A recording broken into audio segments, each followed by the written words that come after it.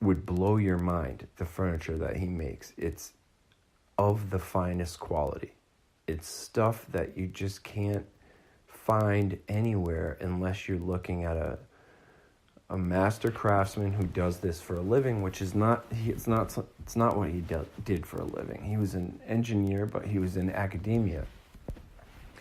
He was the dean of engineering at MIT for many years, and his hobby he had all these tools in the basement. He has big tools like it's always like a big table saw. Almost looked like, I'm not sure.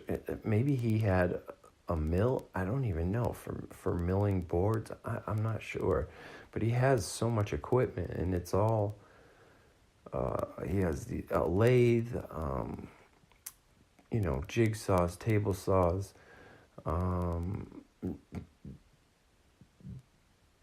I don't remember the hand saws he had, but he has some really intense stuff like I'm sure he must have a spoke shave. I'm not sure how much he did by hand, but the furniture he makes is just incredible, and I feel like I've always been very detached from the engineering. I never understood it. Like, I didn't care how things worked until the past maybe 15 years, 10, 12 years, 8 years, I started to care about how my phone worked and then how my car works. And I started to care about more natural things, like how to make. There's something very satisfying about making something, or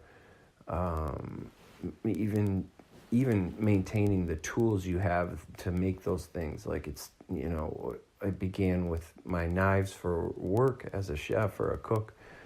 You want your knives to be sharp. You just do.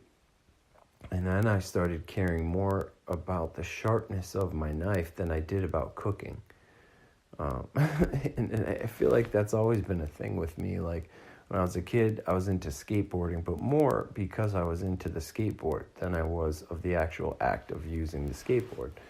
But I got very into sharpening the knives. I learned how to use a Japanese whetstone. It took me two full wearing down of 2 full whetstones before I learned how to sharpen a knife. It's a very slow. It takes practice. It's inevitable before you can put a working, smooth, professional edge on a knife with a whetstone. And I started to be amazed about, oh wow, look what I can turn this, high quality knife into something and give it an edge that I had never experienced with, commercial knives or knives sharpened using gadgets or a knife sharpening company or anything. You put this edge on using a whetstone. Eventually you get something that, and then you learn how to maintain that edge with like a leather strap or a hone, and the satisfaction is just through the roof. And I started to get, think about steel and different kinds of knives, and then I started getting some little knives. Because of my budget, I found this company called Mora Knife, and they basically make, I thought, oh, this is cool. They make knives for the outdoors or something, but really the edge, they all have a Scandinavian grind. And that kind of grind on a knife's edge is best used for carving wood. And I learned that, and so I grabbed a stick from outside and I started to carve little trees for Rachael, for shooting, little Christmas trees or whatever. And eventually I the faces reminded me too much. There was something about art school, being in school for art, that eventually I thought to myself, what the hell, what is the point of these drawings? What is the point of a drawing that you hang on a wall? How much satisfaction can you get from something that is meant to not be touched again, to be maybe looked at, and it's an image of something in a very two-dimensional kind of very heady way, that I wanted to make something that that most people would buy in a store, and you'd make something that people would wonder, how is that made, or make something useful. Like, instead of going and buying a new guitar picks, I started to carve guitar picks. And I thought, oh shit, this is cool. You can use these. You can give these to people who play guitar, and you don't have to buy guitar picks. And then I thought, before that, I started to make leather strops. I learned that dragging your knife across a piece of leather, away from the cutting edge, that's across a piece of leather that's been impregnated, you rub some sharpening compound on it, is far better than using a chef's steel for honing a knife. A steel hones a knife, but really all that does is a steel will knock off a burr from a knife, because the edge of a knife will roll over after a lot of use. And chefs will use these steels. The steel on steel contact, yes, it does can hone your knife and give you an edge again. But you're just going to have to grab that steel again and after using that knife for a little while. And it cannot get you, if you have a mirror polish and then you hone on a steel, you'll ruin that polish.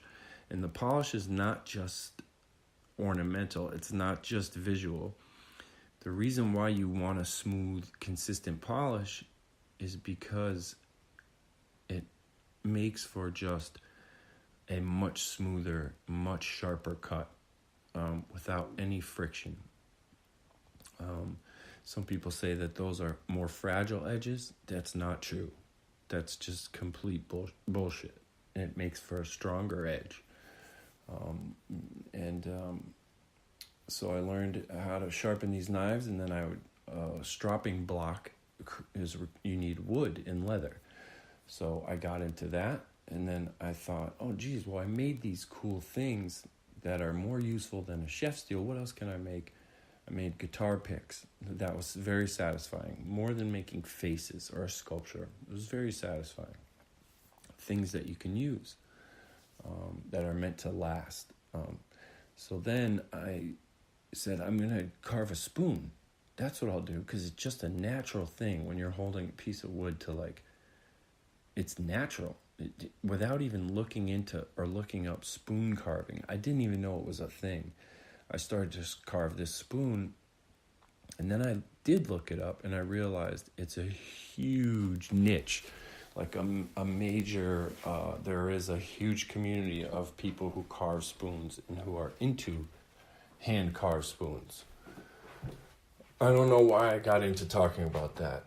It is getting late, and talking about that's helped me feel a little tired, so I'm going to sign off for now. I'm going to say a prayer for my dad, and just constantly thinking about Rachael.